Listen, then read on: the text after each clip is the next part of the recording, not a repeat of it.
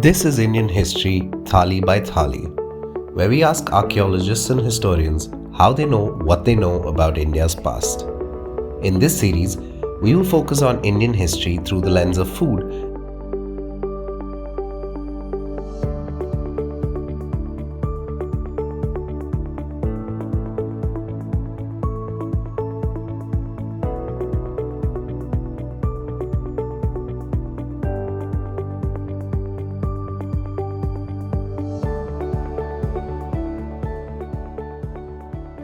In this episode, let's talk about those regions of India which were inhabited by people whose ancestors left different kinds of materials and immaterial remains such as megaliths, songs, myths, daily artifacts, stories, and customs rather than texts, inscriptions, coins, palaces, or monumental structures.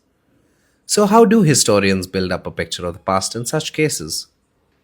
Let us speak to two historians who have studied two very different but important regions of India inhabited by Adivasis and tribals, Central India and the Northeast. Let's start with what patterns of eating tell us about these societies and their pasts. Communal eating is quite common. In the sense of people not having one person with one plate was quite rare. It would have been a bigger sort of wooden dish wherein rice would have been the staple, and different kinds of vegetables. Of course, in the Northeast, oil was not very common, so people would use things like lard, pork fat in order to cook things. If you were to think in terms of regions and cultural geographies, you realize that the Northeast, through its food habits, are quite interrelated with communities in East Asia. So they form, in a sense, a cultural geography which can be noticed through food and eating habits in terms of sticky rice. So the sticky rice cultivation is something that is common throughout East Asia, starting from the Northeast. And with sticky, because from the Northeast, West, you don't have this sticky rice, glutinous rice again. Okay, so in a way, through food, you can actually map out cultural geographies.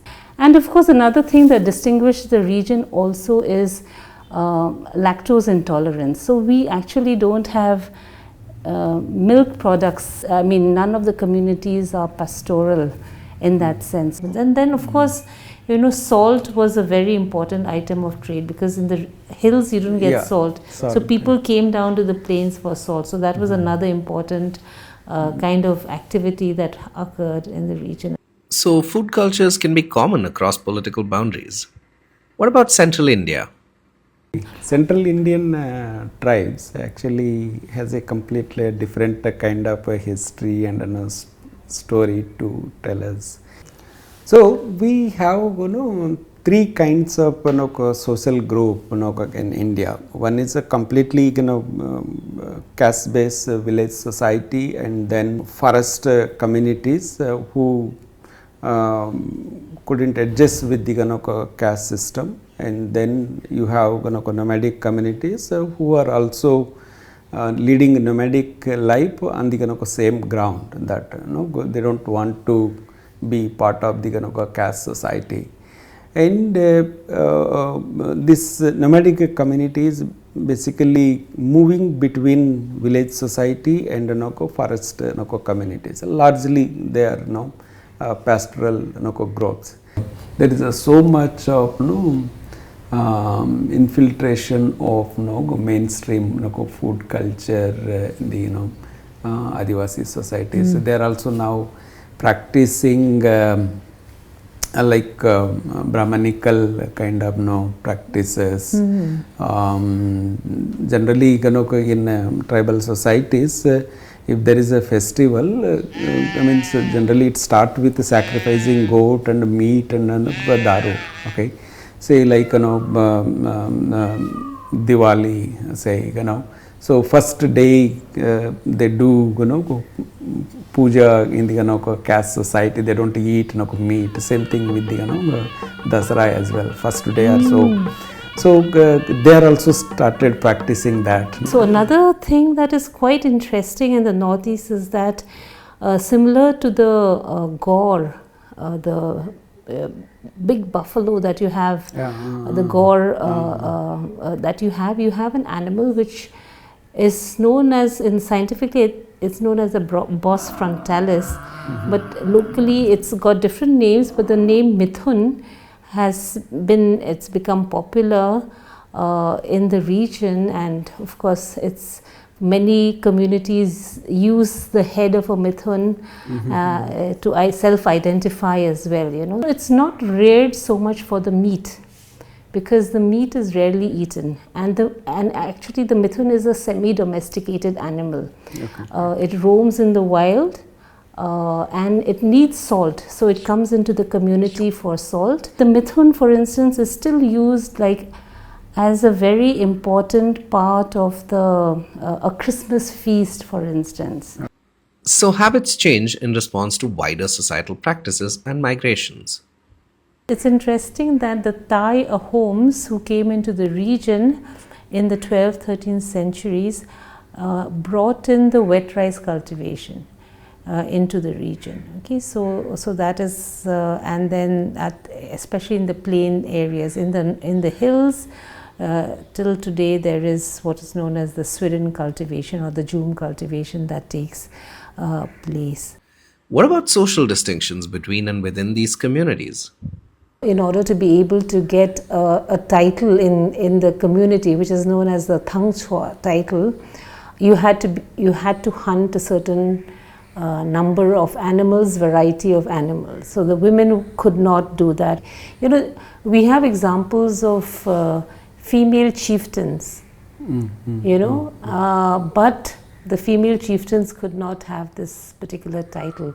Then of course there is this thing of, like for instance, among some of the tribes in Arunachal, the hunted meat had to be cooked outside the house, and the women could not partake of the hunted meat. So you find that there are different kinds of hierarchies that are prevalent in society as well, even though tribal societies are often regarded as more egalitarian.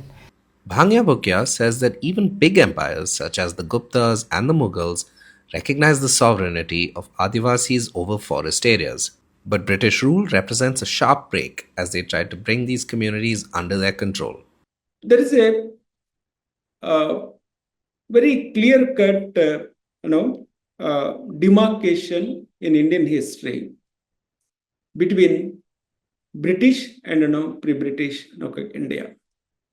In traditional sort of Mizo understanding, there is something called violent Ma. It's not ancient, medieval, modern, but it is violent Ma. That is like before the invasion of the foreigners. Okay, that means the British. Yeah. So it's basically the timeline is before the British and after the British. At the time of the arrival of the British, what we call certain tribes that sort of fall within the Mizo umbrella are there on the Chittagong hill tracts in the Tripura region, and all of them on the western boundaries of Mizoram as well. So we know that there were these, because of swidden cultivation, you needed new land, new territory, new sort of chieftaincies were developing, and they were trying to push others away. So there was a move that was going from east to west at the time of colonialism. So from there you can assume that there was a migration that was taking place in the pre-colonial period from the east to the west. Mizo identity came about because they were settled at this point of time in this particular place when the British came, and then the British established boundaries, and so the identity crystallized during the colonial period, And of course in our own languages there are different kinds of things which would suggest that they came from Burma. For instance, the sweet potato, there's a word that is attached to it which suggests that it came from Burma. And of course the British brought in things like potatoes. The ladyfinger in Mizo is called Borsaya Bay, which is Bada Saab's beans. So to a large extent, what we know about Adivasi and tribal communities and their histories have come to us from colonial sources. What do we know about pre-colonial times? The most interesting thing, of course, is the story of cowrie. You know, because cowrie are these little shells that are used to, you know, for jewelry, for barter, for and decoration, status. You know, like some of the, like for instance, among the Nagas, only the chief's daughters could wear those sarong or puan or mekla with the cowrie on them, things like that. Okay. Now this cowrie is quite interesting in that it's found only in the Maldives. The cowrie that was used, but it came all the way through Bengal. It was a very important item of this thing, exchange, barter exchange in the Bengal, used in place of currency. But it spreads all over Northeast India, you know, even though it is a landlocked region in many ways. But it, of course, some communities don't have it, like for instance the Lushais don't have it, but the tribes of southern Mizoram have it. You know, use it in their jewelry and things like that. And then pockets in Nagaland have it, pockets in Meghalaya have it, pockets in Arunachal have it. And then it goes on all the way to Yunnan province in China, the use of this cowrie. And then it doesn't go beyond, I think, Thailand on the southeastern side. We know that colonial ethnographers such as Verja Elwin, W.V. Grigson, and Christoph von Führer-Heimendorf studied closely the lifestyle, habits, and living practices of the Adivasis. But meanwhile, people from these societies were also trying to produce their own histories. 1896, right, was when the script was created, and by 1902, 1903, the government of, the administration in the Lushai Hills brought out a small monthly journal of about 12 to 15 pages. It was known as Mizo Levai, which basically meant Mizo and the outsider. Somebody in the journal advertised that we should write our own history. So there was a competition to write the history of the Mizos. Okay, so this was an advertisement that came out in 1926, around then, and a pastor by the name of Liangkaya responded, and he won the prize. Anybody who considers, any group of people who considers themselves a people have history, have a history. So food cultures and practices can trace a very different geography. We have seen how sticky rice, fermented foods, and the use of lard and lactose intolerance were common in a huge region to the east. But over time, Adivasi and tribal communities also came under other influences due to trade, colonialism, or dominant caste practices. So, Adivasi and tribal histories are based on oral traditions, material remains, and social and cultural practices up to the present day.